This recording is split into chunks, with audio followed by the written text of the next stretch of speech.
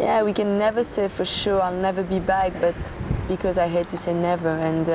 But for me and people that really know me, they know that I do something 200%, but when I decide it's over, then it means it's over, and I go to the next step. I think that life is steps and different stages, and I have the feeling I keep growing up a lot now, and that's great experience, and I keep the control of my life, and that's really important. I just decided this for myself, and I've been amazed by the support I get from people, the people around me, and my fans, and a lot of people understood the decision. They've been sad for the game and for tennis, but maybe I can give something else now, and that's really important for me too.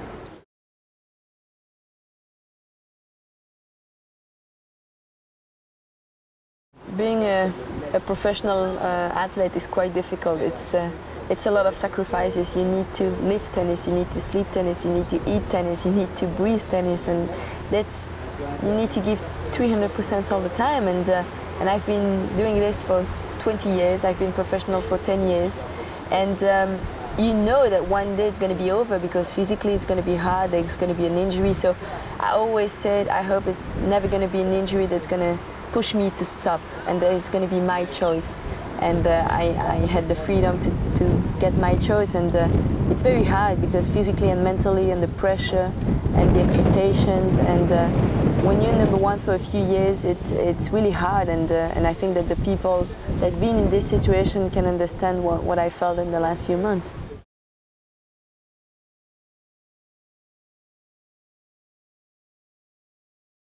Yeah, Martina, I think is completely right. It's been harder for me than for someone else, and I'm quite proud of it, actually, that I've been different on the tour.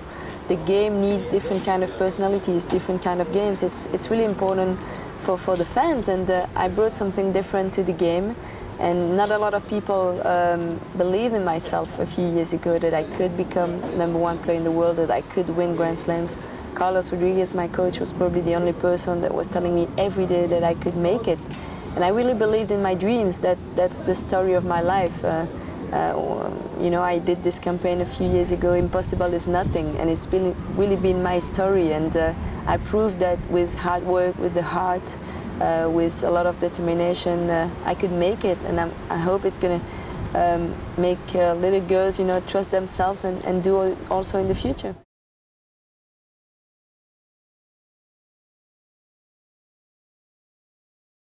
Yeah, it was quite hard when I was on the tour, and depending on the time of the year, because at the end of the season in December I've been working really hard, 5-6 hours a day, and that's not it. You know, you need to go to see your trainer, your physio, you need to do your press conferences, your sponsors, and it's a lot of things. It's a lot of demands, and I loved my job for so many years. It was my passion. I love being on the court, and I love that I could push my limits back, but you cannot do this for whole years. So it was quite intense, and yeah, that's why carries become shorter and shorter now, because it's very difficult.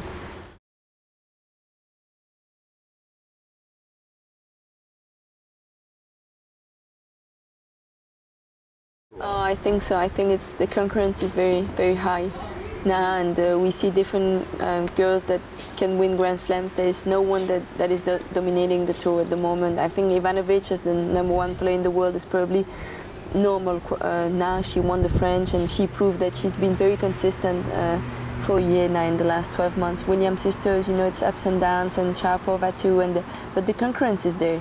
And it's really interesting, exciting for the game. So I'm not quite sure someone is going to be at the top for a very long time now. I don't know what's going to happen.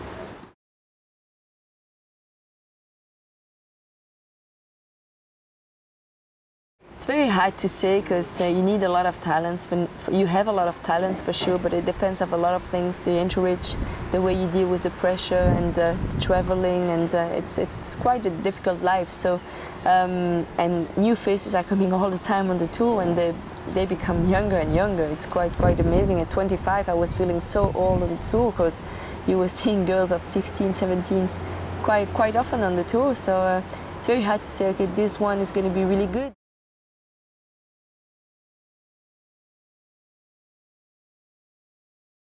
I do. I love men's tennis. I learned a lot of things watching men's tennis, and because there is not this concurrence, you know, I could watch men's tennis without, you know, without interest, just enjoy the game, just the passion of tennis, and I loved it.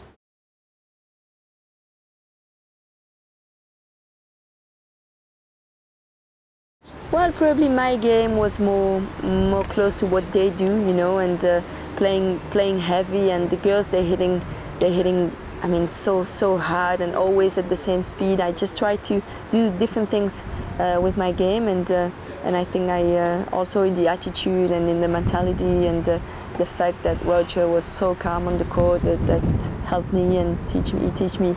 He doesn't know it, but he teach me a lot of good things.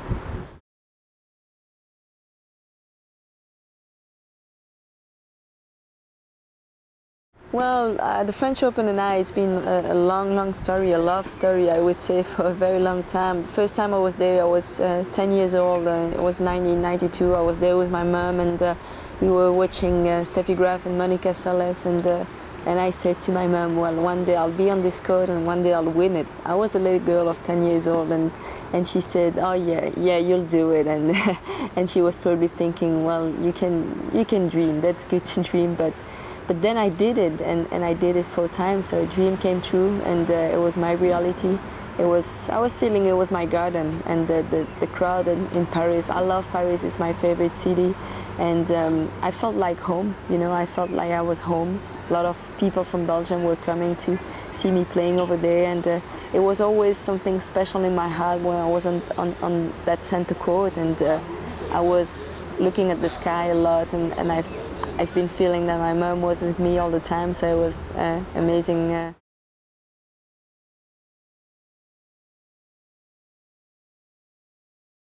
Oh yeah, very special. But my mom is not here anymore. But I lost her when I was 12. But she even if she doesn't know it anymore, I mean, brought so many good things in my life, and I wanted to prove her that I could make it, and that gave me a lot of personality, a lot of character, and she draws me a lot, that's for sure.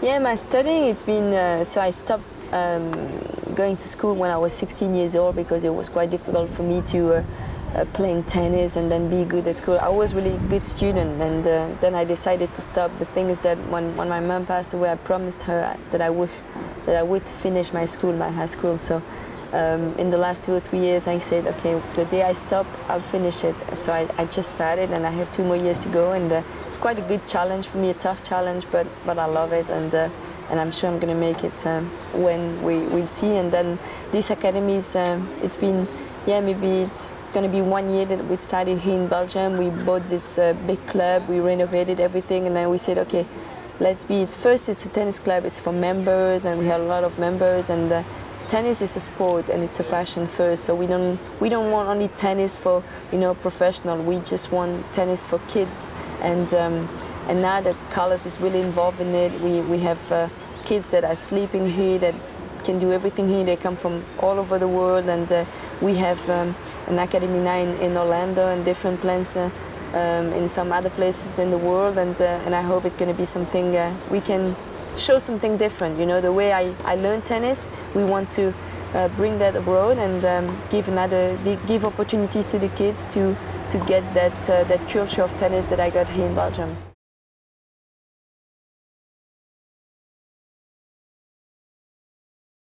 Yeah, we all hope for that, but the thing for me, it's important is kids. We want to take kids and help them to grow up, first as a person, as a kid, and then as a teenager, and then woman or man, and then as a tennis player. We hope we can do something, but like I said, tennis is not only a job, it's a sport, it's a passion first, and we must remember that.